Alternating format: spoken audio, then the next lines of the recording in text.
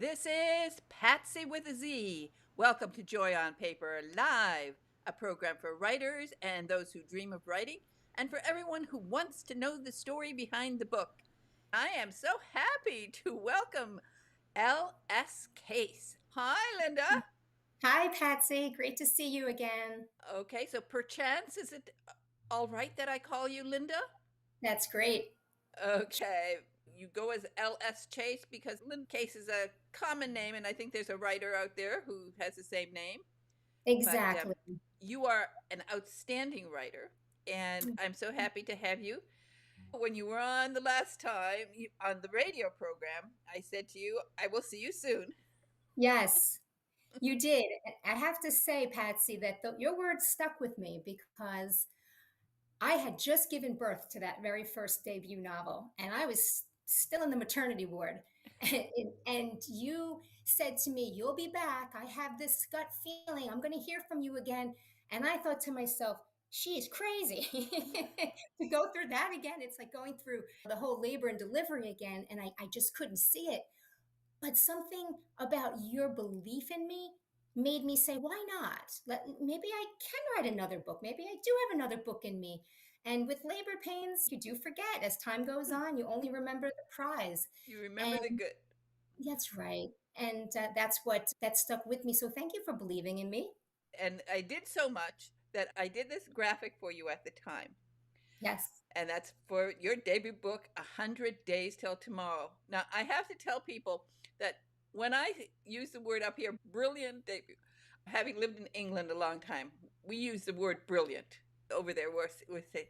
So when I use that for an author, and I really mean it because when I read it, there's so many things that I love about this book, and we're going to talk about it after. We'll talk about the new book because I knew Okay. there would be a new book, but I wanted to show people this that I believed in you so much, and I loved your characters. I loved everything about it, and I knew that you'd be back because I remember. I think I told you.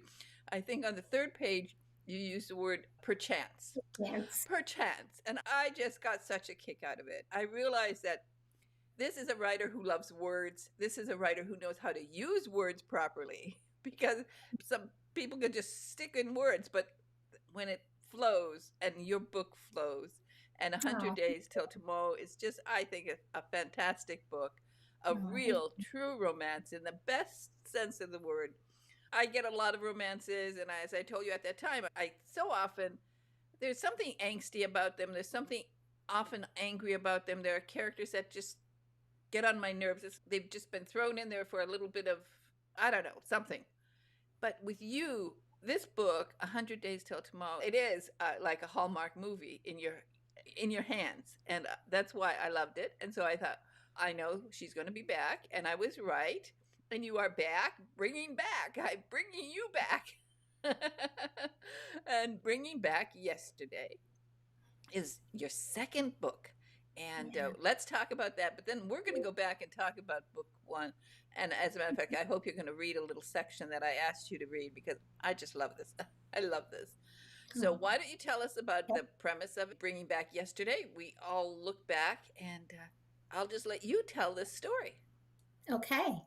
Bringing Back Yesterday, it's a standalone novel. All my readers ask me, does it have anything to do with 100 Days Till Tomorrow? Is it the same characters? And it's not. It's a completely different story. But if you enjoy my writing style and the messages, the inspiring messages, you're going to see a lot of the same in my second novel, Bringing Back Yesterday. So in this particular novel, it revolves around the heroine is Caliana Everett, and she is this middle aged, divorced, empty nester who is down on herself. She's down on life. She's second guessing her decisions. And she's just like in limbo. She's just stuck. And she begins to work at a thrift shop as a volunteer. And this is something that satisfies her desire to still give back and help others and find value in things that are tossed aside. Because she can resonate. She feels like she's been tossed aside in her marriage and so on. And it's there that she meets this very odd old man who breathes life into her and has these wonderful life lessons. and really truly inspires her to go after what she's missing in life and not to settle and to let go, to move forward. And around the same time, this very mysterious thrift shop donation arrives at the store. And it's this attic find that this lady comes across that has no idea how it got in her attic. And this unusual item, and it also has a photograph attached, it actually begins this new journey where Calliana Everett, Callie for short, she then is going on this journey to find herself again and to discover all the things that this old man has, these thoughts that he placed in her head about being true to herself and being what she's meant to be, and it's never too late, and to let go so that you can hold on to something better and greater. And that's the premise behind this story. And obviously, if you know from my first book, I love the idea of a journey and a healing journey, a self discovery, self learning a new identity, and believing in yourself and surrounding yourself with the right people. So there's a lot of this that reappears in the second novel.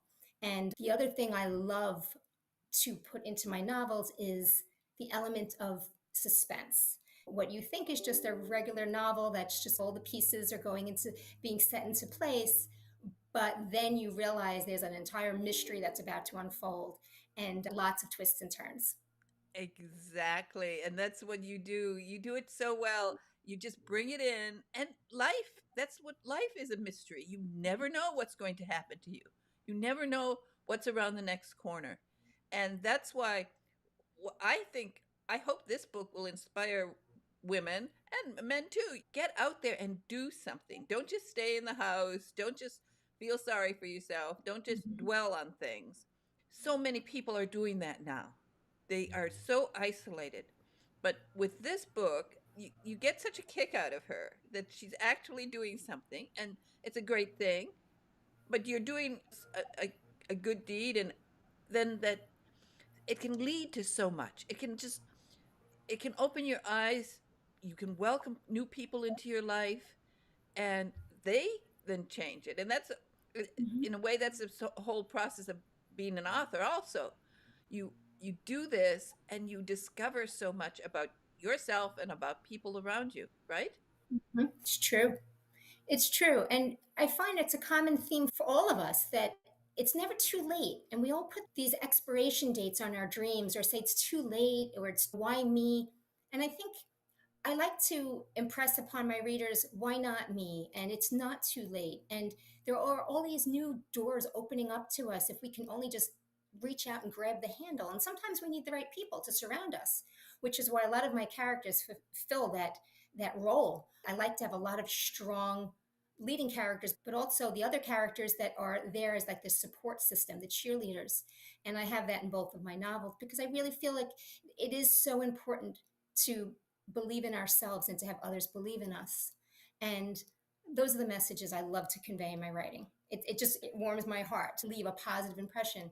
And that's my hope that my readers will take a story like this and find it entertaining and obviously enjoy the love story, the romantic part of it, but also realize that there's so much that they can see of their own lives, or where a person is divorced, or whether they had to quit a job or never pursued the career that they always dreamed of having, whether it be travel, something on their bucket list, or just being a better version of themselves, breaking out of the paradigms, breaking out of those limitations that have kept them stagnant in life. So I like to put forth questions that make people think about their own lives and see themselves in the characters. You definitely do that. Your writing is so wonderful. And we're going to talk about, I want to go to book one in a minute. But just to give a little background to you, because I think some of this heartfelt joy that you're putting into your books comes a lot through the work that you've been doing for quite a few years. And Mm-hmm. tell us a little bit about what has brought you to this point where you understand people who have gone through so much, who have lost so much, who are struggling often. And tell us about your Make a Wish work Mm-hmm. that you've done. Patsy, it has always been very important to me to give back. And I've always had a very open heart. I'm the last person to turn my cheek on anyone. And that stems from being as young as a child. I was always involved with every opportunity that came my way at school to participate in a food drive, a clothing drive, Students Against Drunk Driving. I was involved with the Concern Club. I used to take tests for the blind in college. And then about 25 years ago, I became a volunteer wish granter for the Make a Wish Foundation. And that's where my heart and my passion is, for helping these wonderful families and these amazing, bold children, to help them through these difficult times that they're going through. They're very medically fragile, and we provide joy and hope. And this was the perfect organization for me to put forth my energy and my time and my heart, because I believe in the power of hope. And that's something I put into my books, because I feel like there's so much that we can give, and it doesn't have to necessarily be a monetary amount. It's giving of ourselves. It's just letting someone else know that we believe in them, or we're there for them, or we can lend a hand, or just a listening ear. Yes, volunteer work is extremely important to me. It's at the core of who I am, and I find so much joy in giving back and making a difference, because I know that life is a series of ups and downs. And sometimes we are the one to give that support and be that voice of hope. And other times we're on the receiving end, and that we need someone to lift us up and to help us and inspire us. So I'm just very grateful and honored that I can work with such a wonderful organization and touch others' lives. And in return, I'm touched. I learn every day from these amazingly strong, brave children and their parents. I know you've been recognized uh, by many organizations for your wonderful work. You are Thank an you. outstanding, I'm really an outstanding person in the field of just giving and volunteering and taking part in these important things in life, where it's above business, it's above everything else, because you're helping people. And just the idea of giving people, and so often children with the Make a Wish Fund, that moment that they need, and the families need. I know that that's just part of you. And when you say 25 years, I look at you and I think she's 25 years old. She's been doing this since she was a baby. I don't Well, thank you very much. Double that, but yeah, thank you. know. You really do. You look so wonderful, and your beauty shines out all over, just from everything you do. And I want to go back to 100 Days Till Tomorrow. First of all, I know that it was the New York City Big Book Award for Distinguished Yes, Favorite, right, yes. in women's fiction. Mhm. And then it also got the Next Generation Indie Book Awards finalist. Again, inspiration, because it is inspirational. And your story about this book, I think, is so inspirational, because it took you a little while to get there. It did. A long And time. that's the beauty of it. That exact and as you're writing this book, and in so many ways, so many times, you're mentioning the word joy, which of course means a lot to me. Joy on paper. And because it is such a joy for people to read, for people to write. And also, I think it's inspirational that it didn't, you just, it wasn't overnight. You worked on this. It took something like 8 years. Yeah. So tell that story of how you got to this point, because when you finally hit it, you hit it out of the ballpark. Aw. Yeah, it did. It took me a really long time to write my first novel. And I wouldn't say it was the writing part that was difficult. It was the believing in myself that was the obstacle, because I didn't have a writing background, and I didn't study literature or anything, journalism or anything of that matter in college. It wasn't something that was in my core. I was always like, I graduated with a psychology degree, and I was, again, always the volunteer work and always helping people. So now I'm adding writing into the mix, and I really doubted myself. And that's why I wrote the book. And when I would get to the last page, I would say, okay, let me read it again, make sure it's good enough. And I would get to the very end and I'd say, oh, well, this is pretty good, but is it good enough? And then I would go back to the beginning. And I repeated that process so many times, because I was afraid of the next step. I was afraid of putting it out there in the world. And what if people didn't like it, or didn't understand it, or if it didn't speak to people, or I didn't want to embarrass myself. I didn't want to take that leap of faith. I just didn't. I just didn't have the confidence. And it wasn't until I met the right people that, and I know I always keep coming back to this, but I really believe that God puts people in your life for a reason and not by chance. And the right people were there when I needed them. And they helped me take it from a manuscript to a published piece to a dream come true. And after that first, that kind of broke the seal. Then the second time around was a lot easier. It still took me a little while, I'm not going to lie, because I actually started both writing both books simultaneously. And then when I met the right people for the first book, I stopped writing Bringing Back Yesterday and I concentrated solely on 100 Days Till Tomorrow. So after 100 Days Till Tomorrow was published, which was last June, I would say within a couple of months, I got the itch to write. And that's when Brought Back Yesterday and I started writing and I picked up where I left off. So writing the second book did not take long. It's a matter of just aligning, having the right thoughts and repeating my own positive affirmations that I put in my novel and taking that as my own dose of medicine for myself. I can't preach to other people to believe in themselves unless I believe in myself. So it was time for me to do some self reflection and to really just say, you know what? I don't want to, God forbid, die one day and have this dream that's left inside of me. I want to put it all out there for better or worse and just hope for positive things to come out of it. And that's when I did. I took the leap and I'm still leaping. I don't know if there'll be a third. Maybe you have some insight on that. But for now, I'm really proud of these two books. And I really hope that people will take a chance on them because I do think if they do, they'll definitely gather some insight about their own lives, about past, present, future, things they want to explore, things they want to forgive, things they want to grow on and establish in their lives. A little bit of everything. It'll be their own self-healing journey and some fun along the way. I don't know if you've noticed, but in the second book, Bringing Back Yesterday, I added some fun, quirky characters. I tried to make it a little bit more uplifting and fun, and there are definitely some fun, interesting characters to make it light. And as I said, there's always that twist at the end. So just be prepared. That's what I love about the book. So many things. Your writing. Now, I think it's been described as poetic, and I think I described it as lyrical because you have a way with words. And obviously, you had 8 years to work on this, so you've worked over it and you've studied every sentence. And I did. this is actually the part of growing, of becoming a great writer, because you have to. I call it the Leroy Jethro Gibbs School of writing. You have to start off. You start with the blueprint. You start off with the idea. You've seen a boat you want, and you want to make that boat, but you've got to get the blueprints. You've got to get the materials. You've got to then you have to start.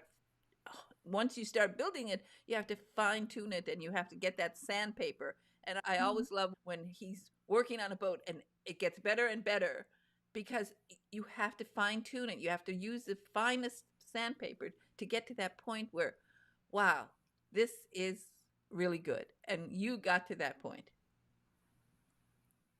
Yeah, I do.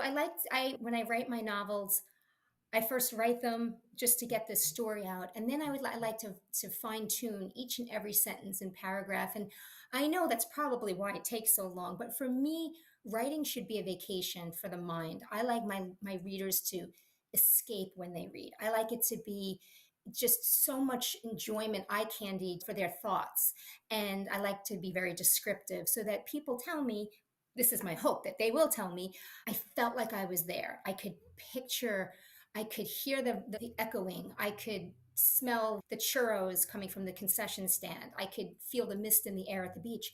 Those are things that mean so much to me because I really try hard to put that in my writing. It's important to me. It's important that if someone is going to invest in me and take the time to read what I have written, my novels, I want to make sure that I take them on a wonderful vacation for the mind and also something that really appeals to their heart.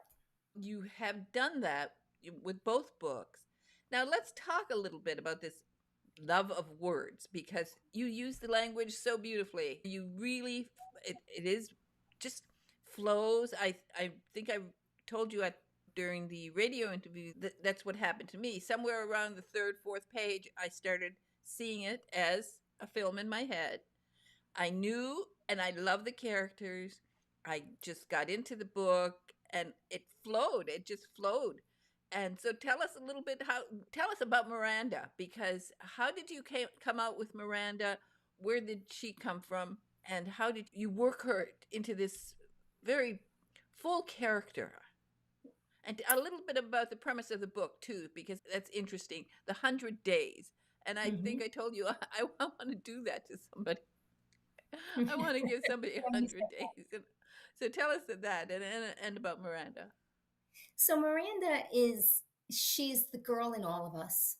That's the only way I can put it. Regardless if you had a wonderful upbringing or if you were disappointed in things in your past, whether you had a very close knit family or it was distant, it doesn't matter. Miranda represents the little girl in all of us who's coming of age in her 20s and trying to find herself, trying to figure out who she is and what is meant for her and where she should be going in her life.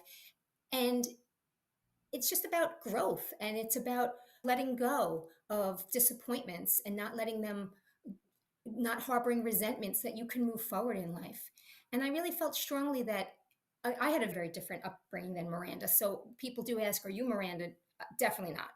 But she is part of who I am, and she's part of probably you too, Patsy, in some way, or and everyone else, because we've all had plan Bs in life. We've all had roads not taken. We've all had questions about where our lives should be going. And that's why I thought it was really important for my first book to center around. Now she is supposed to be mid 20s.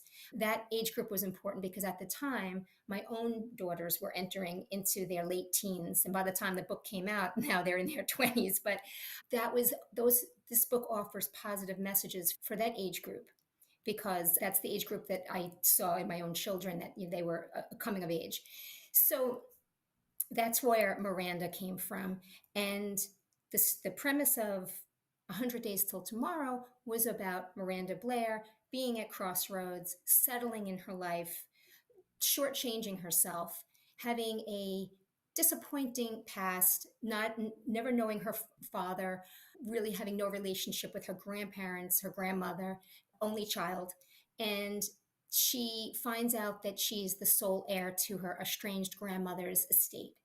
But in order for her to inherit the estate, her grandmother has some rules. She's made this arrangement that it's like a prerequisite. In order for you to inherit the estate, you have to live at my beach cottage, my coastal cottage, for 100 days. And Miranda takes this on as this is some type of I'm being challenged. I'm being challenged. And just she has no relationship with this woman. She resents this. She doesn't want what this relative has left behind. Someone who wasn't in her wasn't ever a presence in her life, and now in her afterlife, now she's inheriting what remains. She doesn't want this. But it's also an opportunity for her to, number one, find out more about herself, but also secure her future, because she does live with she comes from modest means, and she is looking for maybe more of a toehold with her future. So she takes on this challenge and she moves to this beat up bungalow that needs lots of work and lots of TLC and a total makeover, but it's not too distant from herself, because she needs a makeover and she needs TLC and she needs to find herself. And although she thinks she's the wrong person for the job, the neighbors happen to think that she's the right person for this renovation and to breathe new life into the ruins that her grandmother left behind. And that's where the love story unfolds. It's a story about second chances and new beginnings. Both of my books are about second chances and new beginnings. Exactly. And it's I when I was reading it, as I was reading it, and you bring that also into bringing back yesterday, this love of words, this way that you write sentences. I don't know. Tell us a little bit about your own reading background. Yeah, I'm not a huge reader. I'm going to admit a little bit of a hypocrite. I do love light stories. I do love anything by Nicholas Sparks. anything, because Nicholas Sparks, he uses the poetic words. He has those beautiful settings. He has those intricate characters, people that you want to root for and cheerlead, and you ultimately fall in love with them. You want to root for the new beginnings and the second chances. And he always has a twist at the end. There's always more to the story. In both of my books, says there's a lot more to the story than if you just read the first half of it. There's so much more. So I tell my readers, keep going, because just wait.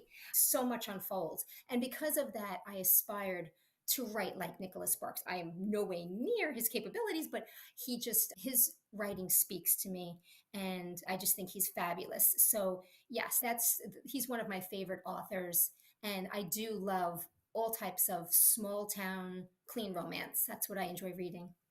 That's what I think. Uh, when you say clean romance, it really is what I like with a romance, a real romance. It's just there's no, I don't know. I don't like too much angst, and I don't like too much. I don't like bad language myself. It just throws me off. And this definitely is. It's just it's sweet, but it's not. It's not in the way that too sweet. It's just gentle. The story unfolds. You have depth to all your characters. And how much fun is that when you start off with, did you start out, you start off with Miranda, and you get, isn't it wonderful how when you find a character, that character becomes, I mean, she stays in your head. I mean, Oh, yeah. She's on my Christmas card list. It's funny because when you spend so much time as an author writing about these characters, you spend sometimes more time with them than you do your own family, because you're wrapped up in their story. They become a part of you, and you miss them. You absolutely miss them. You miss, and even now that my first novel is complete, and there's not going to be, there won't be a sequel, I think about them sometimes, and I say, I wonder how Jake and Miranda are doing. I wonder what she's up to, because they do become real people, and they inspire you, because as I write about their change and transformation, I take lessons for myself, and I say I should be more like her. I should be open to challenges. So as much as I write them, I learn from them. And I think that's the beauty of being an author. When people say, what do you love most? Okay, first and foremost, I love just somehow touching my readers. I just love somehow leaving an impression on them, changing the way they think, making them maybe rethink things, or being open to a relationship. Like, that to me is just fantastic. But I love the control being an author permits me to be able to right wrongs and be able to see a story through from start to finish the way it should end, with the different events that should happen. It's very rewarding. And I love to have quirkiness and to have brokenness, because we all have that. And by putting that in my characters, it makes people realize, hey, that's a little bit like me. I do that's not too off from some of the challenges that I face. And it's real. And I like to be real with my writing, because life isn't rosy and things aren't picture perfect. And even though a lot of romance stories, yeah, it's girl meets guy meets girl, the meet cute, and how everything works out hunky dory. But there's such a long road. There's so much self discovery and building blocks in their relationship. So much happens.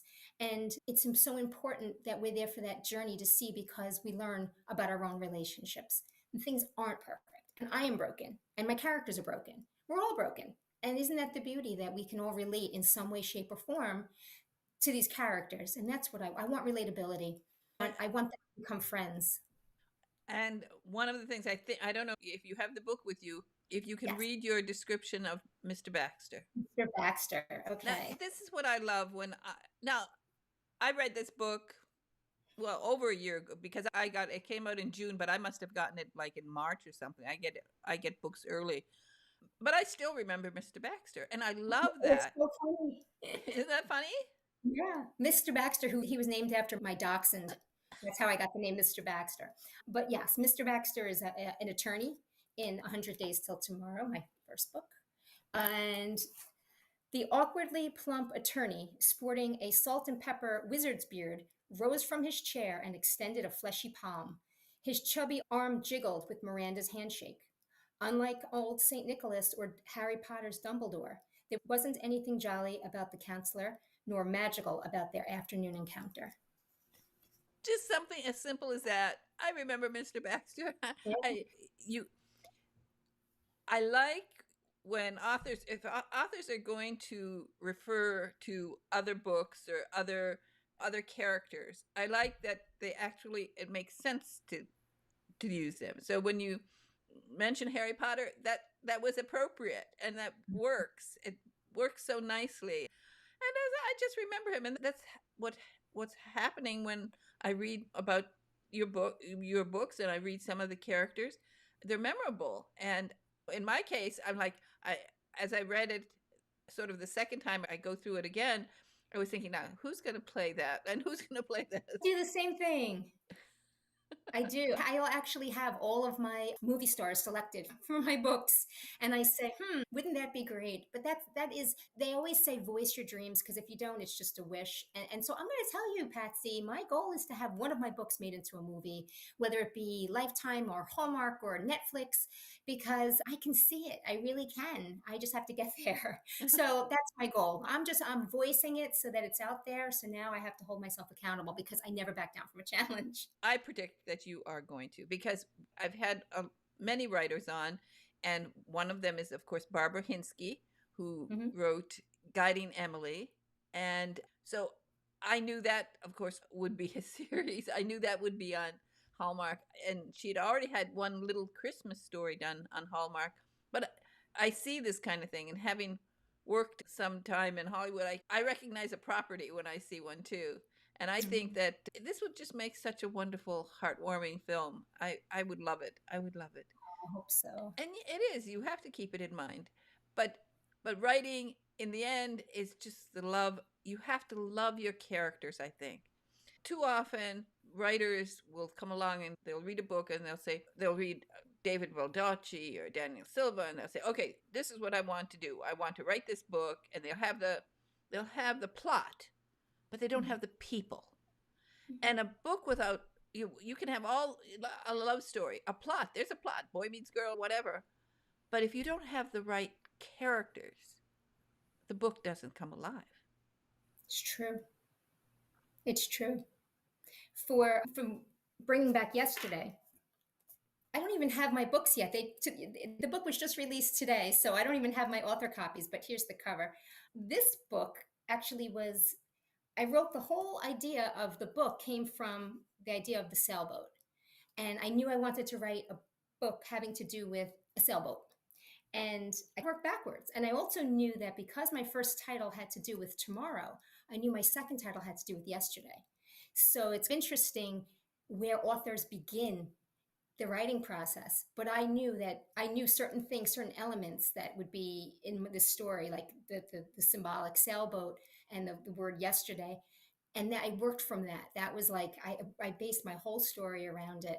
My son always loved model sailboats. So every time he would vacation, he would go into the little gift shops and he would look for those cute little model sailboats. And we would always, we would just comb the aisles looking for the right sailboat to reflect that vacation and represent that vacation. And it was just, he had them all over his room. So this book was written for him, whereas my first book was geared more towards my daughters. This book was written for him. So it's very special to me. And there's just a lot of symbolism in the story, lots of symbolism, lots of double meanings, even the title, double, triple meaning. And I love that because nothing is just like life. Nothing is straightforward. There's so much gray area. So I like to put that in my stories. You've done a wonderful job with this book. You did a wonderful job with the first book. About the first book, what did you do for promotion? Did you attend events? How have you met some of the, of course, you did some book signing during Long Island, right? You've done some book signings, and where you get to meet the people who read your book. It's so much fun, isn't it? Oh. To get that feedback from the readers. Most definitely. I love to meet my readers. I love to hear what they took from the book, how it spoke to them. And it's so rewarding. Yes, I do. I enjoy book clubs. I love when I'm invited to a book club. That to me is just fantastic. I couldn't ask for more. It's the most fun evening. I look at it like it's more fun for me. It's such a treat. So yes, I helped a little bit with getting my book out there to certain social media avenues. But this time around, I'm pretty much doing it myself. And it's just word of mouth and my social media posts, my website, lscasenovelist.com, and my Facebook is at lscasenovelist. So I love to connect. I love feedback. I love to connect. And I just love people. I'm just a people person. So to me, there's nothing better than to just interact and to learn from people and to get their feedback and to hear their stories, because that's what's going to inspire me to write my next novel. I have Okay. I have your website there, LS Case Novelist. Mhm. And as you said, you're also on social media as LS Case Novelist, so people can Mhm. find you. The new book, Bringing Back Yesterday, and it is a lovely cover with the sailboat. It's a. I just want people to find your books and to find you, because you when you said the next book, it's so amazing that I have had so many guests, and for example, Mary Higgins Clark, who was on my program up until the end, and you keep writing. That's a wonderful thing about being a writer. Once you started, you start getting all these people living in your head. So by the time you're 90, you're going to have a couple hundred of all these people. But isn't it fun? Because as you said, they are real to you. And when they become real to your readers, and people long time after they've read the book, they say, yeah, Miranda did that. She got her. This is inspirational. Yeah, I love my characters and I look forward. I invite other. It used to be that if you don't write enough and if you don't get the words out, the characters haunt you at night. They get into your head and you feel compelled. I have to write. I have to write. But I love when an idea pops in my head and I say that would make a great character. And the only way I get that is by meeting people. I meet so many interesting, fascinating people. They're just ordinary heroes, but they have so much to give. So they have such a they're complex in their own way, and we can learn so much from them that they belong being characters. But I am very careful, just as a little disclosure, I don't write about anybody I know. Yeah. I keep it very, Oh very yeah, simple. you have to keep it very. But Yeah. you're right. By getting out there, you're meeting so many people, and that's what an author does. You collect all these little gems. You listen to people. You you notice people. You see somebody in the story, and you say, "What is that person doing?" And you say, "Why is that person looking so long at that one box of rice?" Which is another story in itself about a man, one of the people I've interviewed recently. And whenever I go in the rice aisle, I think about him, because that's Oh, where he got his inspiration. And he was just in the rice aisle looking yeah. at something. And this is what happens. And if you're observant, if you notice people, and just enjoy talking to people, because all of those things get in your head. And someday when you're right, sit down and write, all these things pop out, right? Yeah.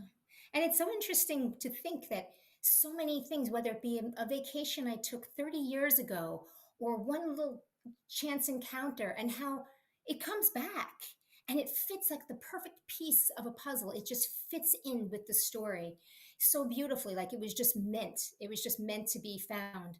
So you never know as an author. And I love that every time I go someplace now, like I think about what am I seeing? What am I smelling? What am I feeling? What's around me, because that all can be like the fabric of my next novel. So it really is interesting. It's you once you write, you look at life differently. It's true. It's true. And so I know, I can guarantee you're going to be back here probably next year. I'm sure. And because once you have that confidence, and that's what you needed. It took you 8 years to have that confidence. But once you're confident in yourself and in your characters, that they're going to help you. If you hit a roadblock, somebody's going to be knocking on your skull. Da, da, da. Okay. Yeah, I want to tell you this. That's the joy of writing, isn't it? It sure is. Absolutely. I'm so Absolutely. happy that on the radio I could feel your joy, because you have a joyful, lovely Long Island accent, Oh which yeah. which I love. It's a great. And so now we get to see you, and I will have you back here. So what, August? Oh, by the way, the book comes out. It's It today. which makes it even more rewarding because thank you so much, Patsy, for having me on your program. And thank you for believing in me and celebrating like my book's birthday with me today. This is such a Well, special day. Thank you for being a part of it, a I big am part. I am so happy. I am so happy for you. And of course, if and now we'll wait until book 3 for you to come back on, maybe, or I might have you on earlier just to talk about writing. But if you get picked up by Hallmark or anyone, you have to make the announcement here. Breaking news on Joy on Paper Live. Is that a deal? Well, most definitely, most definitely. Yeah, because I don't get a lot of breaking news, but today is breaking news. Your book is released, bringing back yesterday. And everybody get this book, a wonderful read over the long holiday weekend.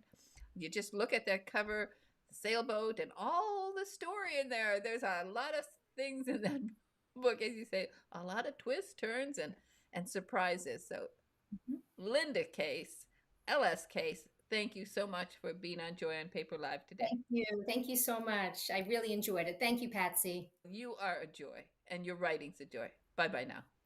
Bye.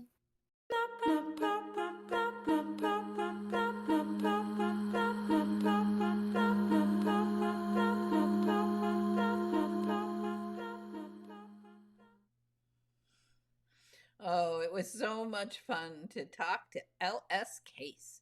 And I hope that you will get her books and find the joy, like she says, find that joy. And she's a wonderful writer and a wonderful person.